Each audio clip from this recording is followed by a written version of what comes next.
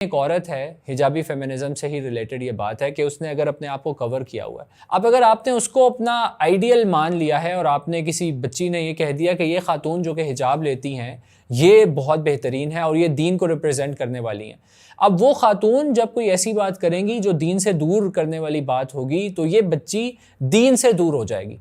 तो हमें शख्सियात से नहीं जुड़ना। देखिए, हम लोगों का मसला ये होता है ना कि हम लोग ये कहते हैं कि फ़लाँ बंदा तो जी दाढ़ी रख के ऐसे करता है। तो भाई दाढ़ी तो एक नेचुरल फिनोमिना है, तो किसी की भी निकल आती है। दाढ़ी से ये तो नहीं ज़ाहिर होता कि एक बंदा मोमिन है कि नहीं, एक बंदे के दिल के अंदर ईमान है कि नहीं। ये तो ज्यूज़ की भी निकल आती है, ये तो क्रिश्चियंस की भी निकल आती है। तो दाढ़ी रखने से तो कुछ इसी तरह से अपने सर को कवर करना, जो सर को कवर कर रहा है, कोई टोपी पहन रहा है, मर्द हो या औरत हो, कोई हिजाब पहन रही है, तो भाई उसके ये करने से वो दीन का कोई एम्बेसडर तो नहीं बन गया। वो कर रहा है, वो कोशिश कर रहा है। अब आपने दीन को फॉलो करना है, ना कि आपने उस पर्सनैलिटी को फॉलो करना है।